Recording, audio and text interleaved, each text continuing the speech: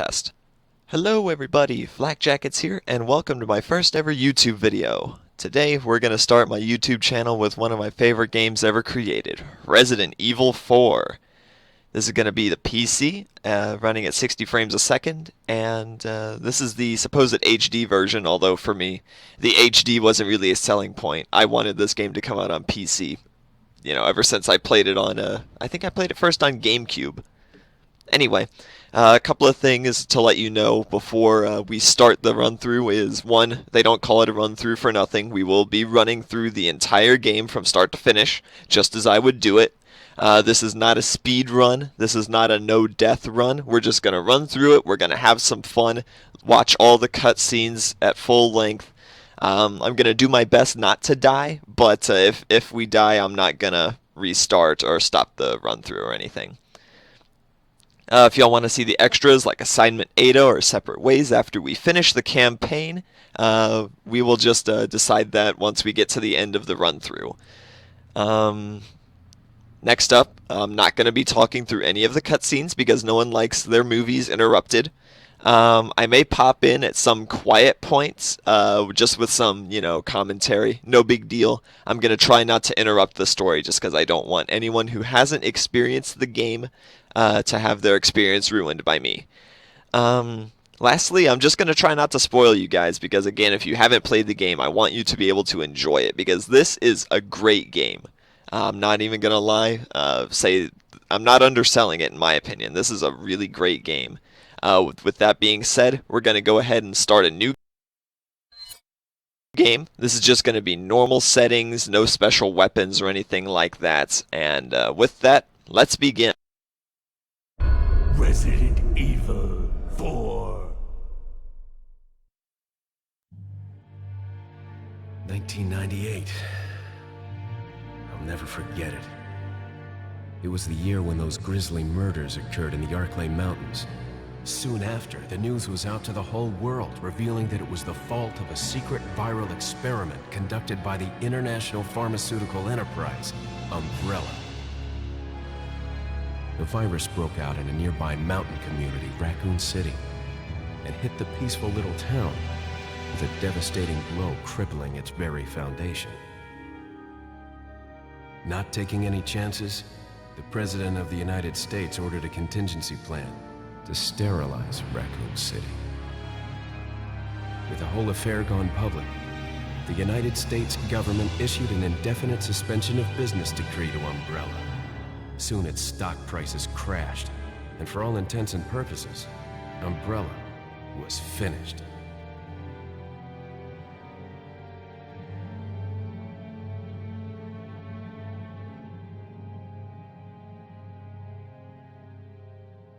Six years have passed since that horrendous incident.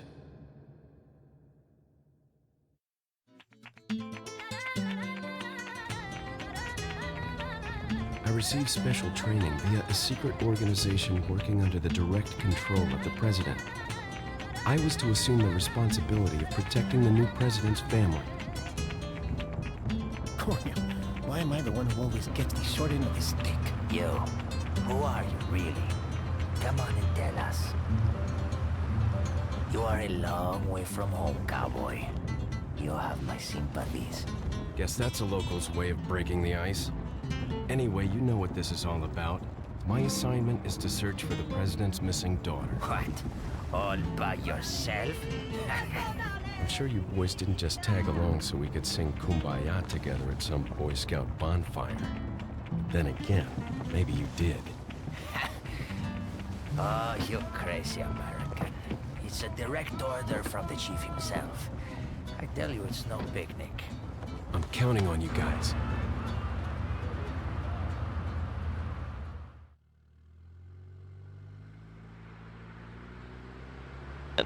Just a quick pop in here. The cop on the left there, his voice acting is the absolute best. I love that guy. It was right before I was to take on my duties of protecting the president's daughter when she was abducted. That's the ultimate reason I'm in this lonely and rural part of Europe.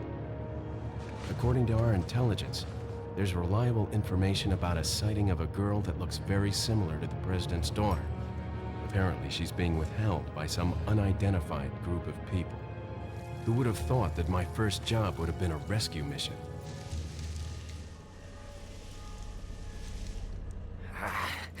It's freezing. So cold all of a sudden.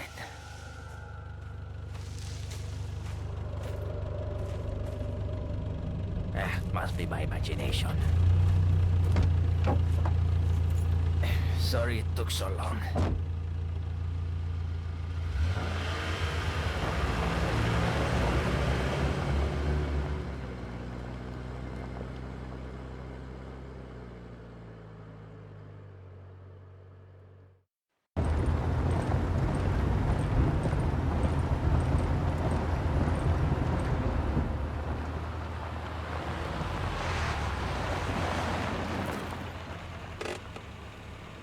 Just up ahead is the village. I'll go and have a look around. Yeah, we'll stay and watch that car. Don't want to get any parking tickets. Right. Parking tickets. Good luck. Jeez. Who are these guys? Did you say something?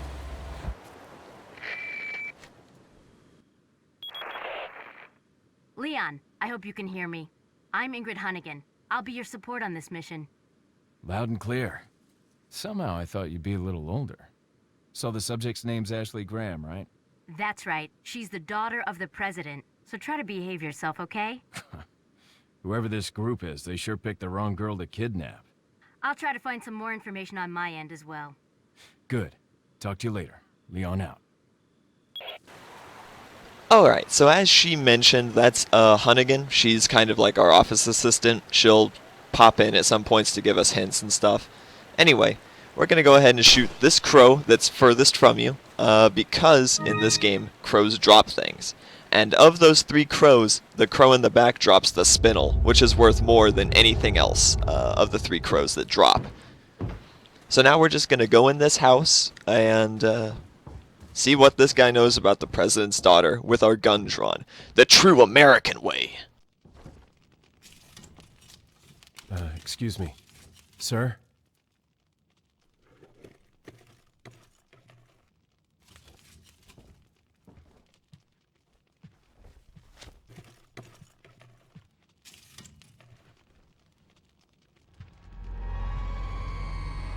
I was wondering if you might recognize the girl in this photograph. ¿Qué carajo estás haciendo aquí? ¡Lárgate, cabrón! Sorry to have bothered you.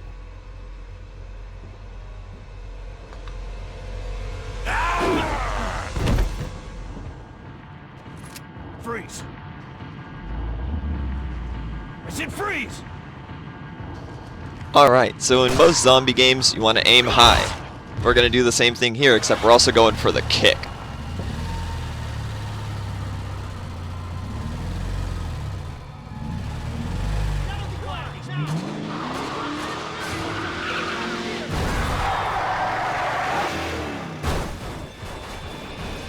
Shit.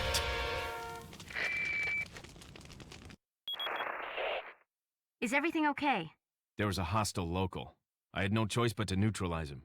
There are still others surrounding the area. Get out of there and head toward the village. Take whatever measures necessary to save the subject. Understood.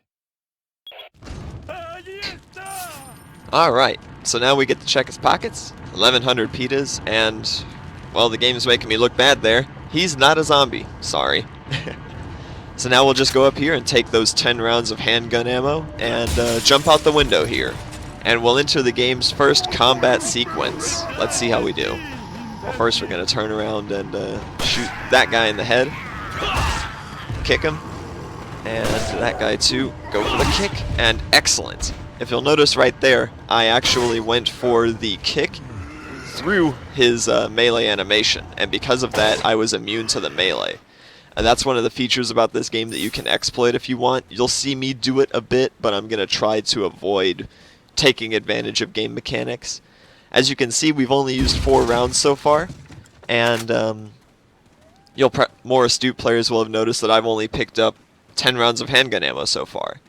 This game relies completely on random drops. You can't buy ammo normally, so you're going to have to rely on what the game gives you. Because of this, you'll never know how much ammo you'll get, and you'll have to play conservatively, which is good. I like games that force you to kind of think about your shots a bit. You notice over there, there's a typewriter. If I wanted to, I could save right now. This game allows you to save at one of multiple save points, but again, you don't have to if you don't want to. And I won't, because it's the first save point in the game right after the first cutscene, so there's really no reason to. Again, we're going to efficiently shoot crows, taking advantage of the one in the back that drops a hand grenade on top of the post that Leon has a bad feeling about. Over here we have a dog caught in a bear trap, so we're just going to go ahead and help him. You could choose not to, but there's really no reason not to.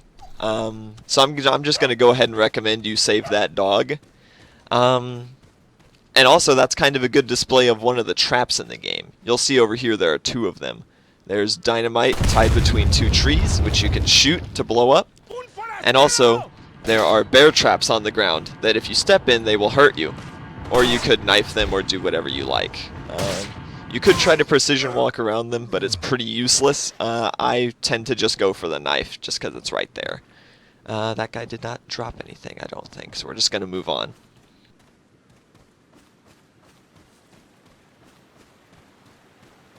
We got another hut over here to check, so we're going to just go inside, do what we have been, looting everything.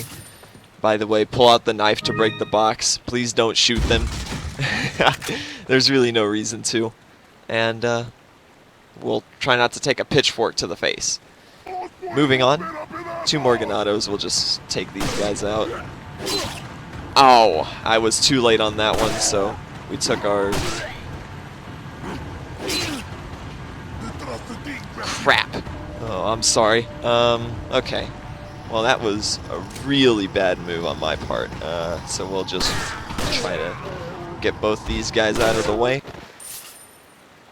And hope that those 2 hits that I just took don't affect me too much. I don't think they will. So we'll just go ahead and keep going. Make a turn here. Shoot this guy in the kneecaps. And then knife him. I'm going to be using the knife function a lot in this gameplay. So it's just a matter of continuing through, taking everything, making sure not to miss any loot drops, because at that point you're just wasting things. And then we'll go in this door.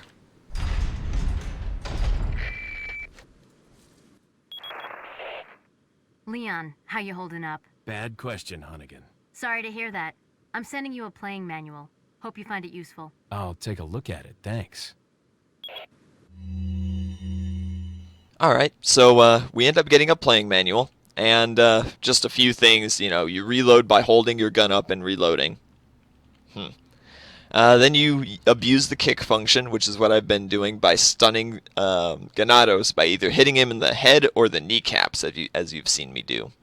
Then you have the inventory screen, which I think is a really cool feature to this game. Instead of getting, I think it's 9 slots, you get a little briefcase that you can organize however you like.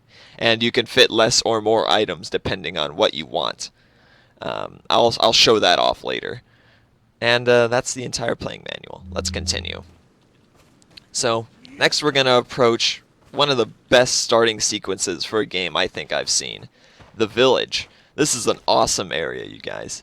So what we have here, we have a couple Ganados, you know, just running around doing their chores and silently whispering swear words in Spanish. And then we have the cop on the left attached to a stake and burning to death. I am sorry. He's the one with the voice acting I like so much. But he had to stay and watch for parking tickets, so I'm sorry he had to end up there. So what we're going to do is we're going to take the path shortly to the left of the village. We're going to bypass that woman with the pitchfork, turn right, then immediately turn left to jump over the fence, walk in this building, and trigger another cutscene. I'll see you guys in a second. Who are these people? What are they planning? Crap. Chainsaw.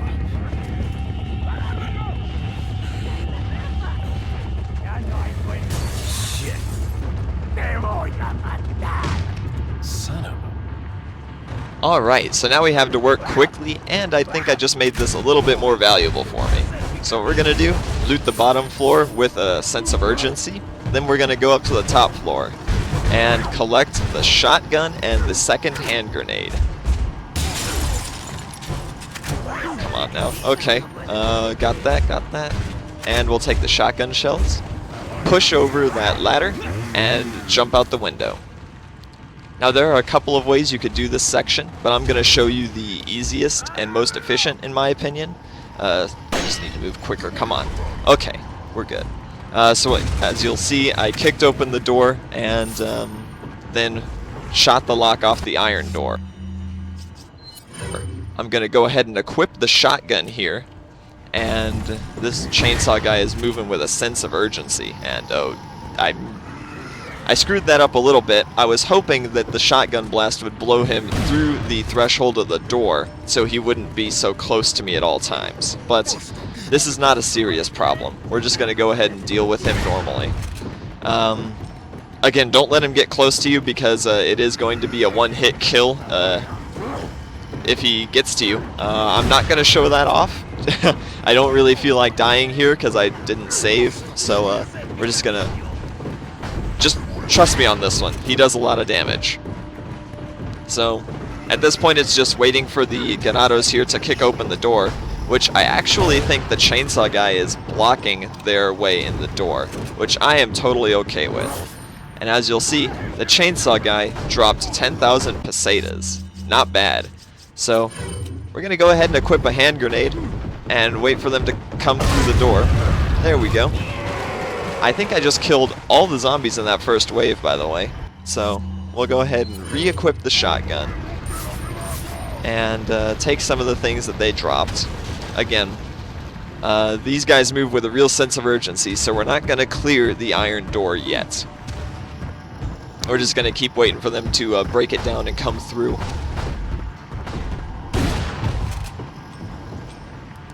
And, like I said, there are a couple of ways you can go through this section. I will make a point to show off the other ways once this section is finished and we go and collect everything in the village. There will be sections after fights like this where you'll see me go through the area and collect everything. That's just, you know, making sure that you don't miss out on any opportunities the game gives you. And I think that should be enough. We'll switch to the pistol. And just, you know, go through here, and I think she is one of the last mobs in the zone, so... Excellent. We'll just take a lot of this stuff. Lots of good stuff. 30 rounds of handgun ammo off that drop. That is a rare amount. I hardly ever get that much. So we're just, again... Oh, man. That snapshot. Snapshots for days. And we'll finish her with a knife. And I think she's the last mob in this section. Oh, I've been wrong. Okay, well, we're in the red, so we're definitely going to heal when this section is finished. Es hora de rezar. Tenemos que irnos.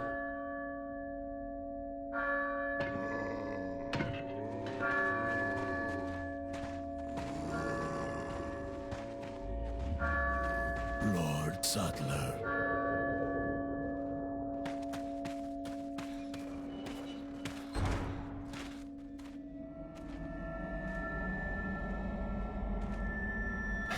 Where's everyone going? Bingo?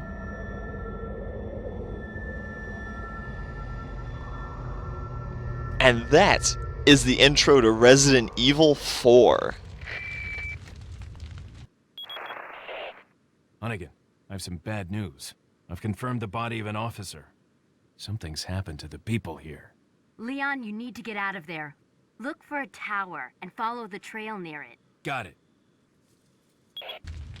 Alright, so now that all the villagers are gone from this area, we're free to go back into this hut, finish taking anything we might have missed. We have gotten everything in here, so we're going to go ahead and reload and open our menu here. Take our first aid spray, the one that the game gives you, and we'll just go ahead and use that to restore us to full health, and then we'll go collect everything. So, you'll notice that right there I just picked up a yellow and a red herb. The way those work is the green herb is your standard heal. In the game, they don't give you only first aid sprays, they give you the green herbs as well. And the way those work is you eat them and they heal 2 bars of your health. In the corner there I have a total of 10 bars, but I can only use 5 of them. Well, that's because, like I said, I'm health capped. Anyway, the green herb heals 2 bars of health. And then the red herb, you saw me pick up there, I have 2 of them now, cannot be eaten on its own, but when combined with a green herb, it will restore your health to full, no matter what your health is. And this is good. Well, obviously, it's better than just eating a green herb because it has the potential to heal you 9 or 10 bars of health, depending on how low your health is. So, always eat a red herb in combination with a green herb instead of just a green herb. The yellow herb, as you'll notice, I'm health capped. So the yellow herb, what that does is it increases my maximum health by 1/4 of a bar per yellow herb I eat. But these cannot be eaten on their own either. They have to be combined with a red herb and a green herb. Well, not a red herb and a green herb, just a green herb. But when you combine it with a green and a red, the yellow herb also raises your maximum health in addition to healing you fully. So I'm going to do my best to only eat herbs in combination of green, red, and yellow. Alright, now that tangent is over, I'm going to show you where I would have gone if that building with the iron door did not exist. So up here you'll notice that where I picked up the spinel, this is a pretty good area to hold off the mobs as well, because this has an escape route. If you feel overwhelmed, you can just jump off the roof over there. So what I would recommend if you don't feel like doing the iron door method is standing here and killing the zombies, or I'm sorry, the ganados, and the chainsaw guy. And just, when you feel overwhelmed, just turn and jump off. And then go maybe the iron door route. The reason I choose the iron door route over this is because the iron door is a better safety net than the jump off option, in my opinion. I have never had a run through where I couldn't hold off the mobs at the iron door, and I never got overwhelmed there. But using that method, I've had to resort to the iron door multiple times. Over here we have a note. The way notes are going to work is I'm just going to hover over each page long enough for you to read the note, and it's just going to be a couple of seconds, so you can pause the video if I went too fast for you. I'm not going to read the notes just because I think that takes too long and I don't want to insult y'all's intelligence. You can handle it, I'm sure. But I will give a brief summary of the note at the end. So that note is from Chief Torres Mendez. He is the chief of the village, and that's pretty much all I'm going to say about him for right now. But basically that note is just saying that they know we're here, and they're going to make sure that we don't get to the prisoner, who is at an old house an old house beyond the farm. I'm sorry. And over here we have another note about blue medallions. This one there's nothing really to see. 15 total blue medallions. You saw one of them in that tree up there. 8 in the farm, 7 in the cemetery. You shoot them. I'm not going to go for all of them, but shooting 10 or more will get us a reward. An unknown reward, I should say. I actually am going to take advantage of this typewriter, and we're going to save in slot 20. Let's see what our time was so far. 22 minutes and 2 seconds. Not bad, actually. Alright. I think this is going to be a good stopping point for this video. If you liked, please let me know by liking the video or commenting. I really want to hear what you guys have to say about this first video on my channel and on my walkthrough for Resident Evil 4. Like I said, if you want to see me play through the rest of this great game, please subscribe, and you can look forward to more great videos from me in the future. That being said, Flak Jackets, Professional Scrub, signing off. I will see you guys in the next video. Take care.